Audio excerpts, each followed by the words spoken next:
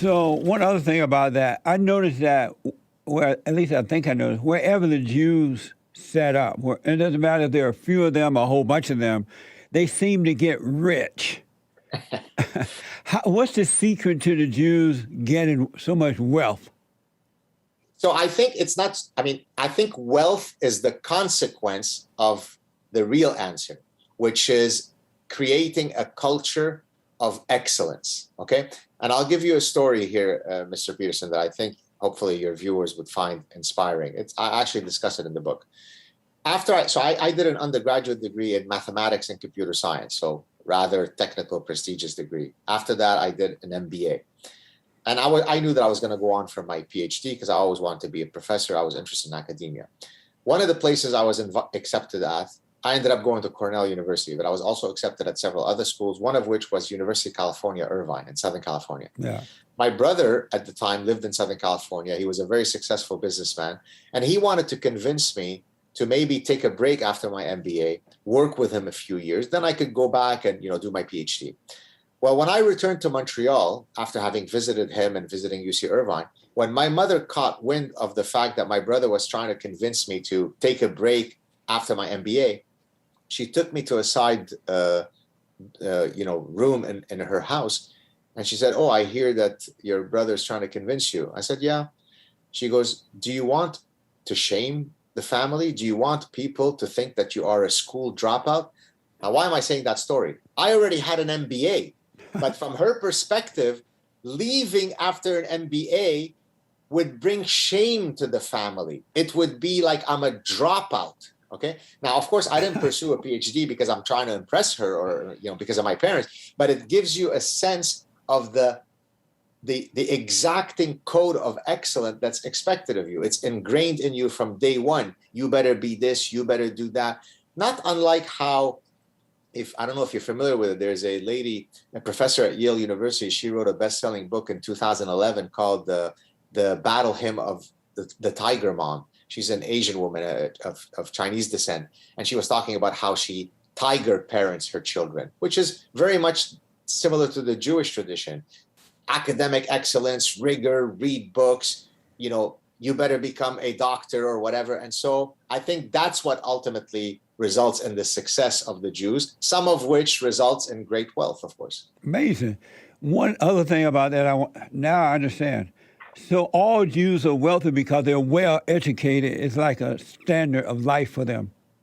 Of course, there are Jews who've made it big and who are not necessarily, they don't have PhDs and MDs, right, and so on. But there's this constant reminder coming from your culture, from your family, from all the points around you, that it is incumbent on you to succeed. You have to do well in life. It's important to be educated. It's important to honor your family name. And that, I think, also comes, at least speaking for me, not for all Jews, being from the Middle East, we also have a culture of honor and shame, right? So it's very important to save face. It's very important to have honor, to walk dignified, to not be shamed. So you don't want to fail, because then shame brings failure brings shame to the family. So I think it's a whole cocktail of cultural values that makes it incumbent on us to succeed. When I was growing up, blacks had the same mentality.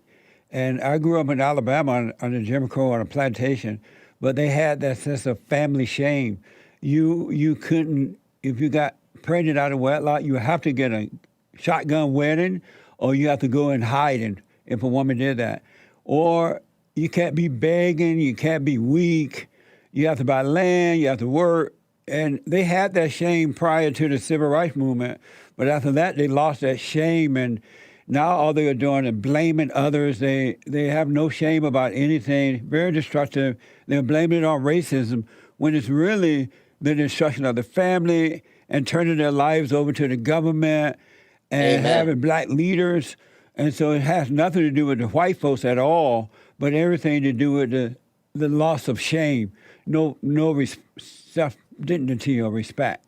How do you? I'm so delighted to hear you say that. It's as if I'm sitting next to Larry Elder, who I think says the exact same things that you do, right? I remember the first time that I discovered Elder, he was talking about his dad, and it's exactly what you're just describing about your experience in Alabama, right? It's a dignified man. I'm going to do whatever I need to do, right? He always says, you get out of life what you put into it. Yeah. That's dignified. That's walking tall, right? In Arabic, you say it's having sharaf. Sharaf means you have a strong personhood. Yeah. So let me ask you a question, if I may. Yeah. What explains the fact, if I'm speaking about the Black community, that you have folks like you, Larry Elder, and people with great sense of honor and integrity, and yet so many others that are parasitized by the victimology bug? What explains whether you fall on this side or that side of the divide? Well, most of the Blacks who think as I do and work hard and don't blame, they grew up with fathers and grandfathers and grandmothers. And that made the difference, because the fathers and grandfathers, even the mothers and grandmothers, wouldn't put up with the crap. They wouldn't accept you for being weak. And they taught you that at 18, as a male, you got to leave home. But they prepared us to work. If they want to go to school, but to take care of yourself. And I've never looked back. When I left at 18, I never looked back, because they had taught me how to save my money, buy home, buy land, and respect others, and never wimp and blame. So I've always had that, because my father and my grandfather and my grandmothers were that way. They didn't allow it, as well as my mother. They just didn't allow it. So so in that sense, you're exactly right, that what I was telling about my mother is exactly the same story that you're saying in a different context. So it shows what it means to have strong parental influence. Here's another stat that you might find interesting. You know what's one of the biggest predictors of your children succeeding? It's how many books there are in your parents' home. So right now in my study where I'm sitting, my entire study is filled with my personal library. And I always joke with my children. I tell them, you are destined to be successful, because if you only read all the books that are in this library, you're going to be the most educated people walking the face of the earth. That's right. But that's what makes it different today. So Blacks, they destroyed the family. They put other people over them, like Jesse Jackson and all those people. They started to rely on the government, so they took the father out of the home, and it's just been downhill ever since. I want to ask one other thing about the Jews, I think.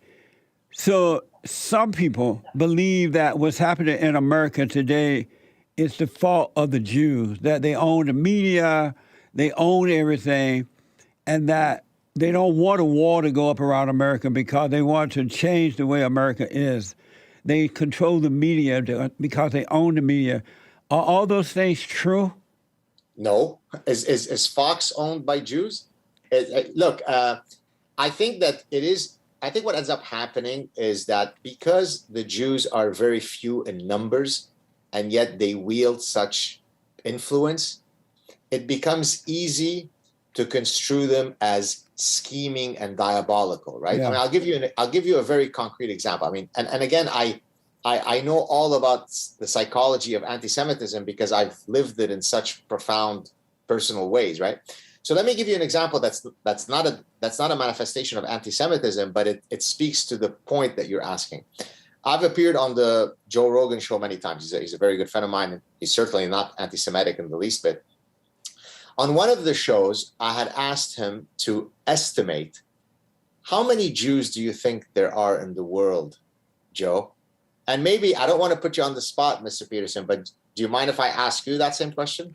I don't mind, but I have no idea at all. I have not Can even. You give me the biggest, give me the first guess that comes to mind. Just give me whatever number you want. Oh, okay. Around the world. Around the world, how many Jews are walking the earth? Don't worry, I won't embarrass you. 500,000 or so. Okay, well, that's the opposite of what I was expecting you to say. So usually what people say is that they greatly overestimate the number. So in the case of Joe Rogan, he said, oh, how many Jews? I'm going to go with about 1 billion. Then I said, okay, is that your final number? He said, okay, no, 500 million. I said, is that your final number? He said, yes, 500 million. I said, well, fasten your seatbelt. There are 14 million Jews in the world. So then he didn't believe me. He tells his producer, his name is Jamie. He goes, Jamie, I don't believe that BS. Check it. And then he checks it and it comes back. He goes, God damn, you're right. Now, why am I saying all this? Because most people greatly overestimate how many Jews there are, because how come those bastards are leading Hollywood and leading Nobel Prize winners? Well, that's what we talked about earlier. Yeah. It's because we work super hard. It's because from the day we come out of the womb, we're expected to be Nobel Prize winners. So we end up having an overabundance of success compared to our very small numbers. Yeah. And so that then causes, right? Remember, the Bible has one of the 10 deadly sins, one of the 10 commandments, don't covet, right? Yeah. Or the 7 deadly sins, one of them is envy. So what ends up happening is I look at the Jew over there, God damn, why is he so successful? He must be diabolical. There must be something satanic that they are so. And so that's how you create the anti-Semitic tropes. Are the Jews controlling the banks? Are they controlling the media? We're not controlling anything. We work hard. Some of us become successful, others don't. There is no global Jewish conspiracy. At least if there is, nobody's invited me to them. I started to say 5 million, but I don't see many Jews. If I do, I don't recognize them, so I don't know.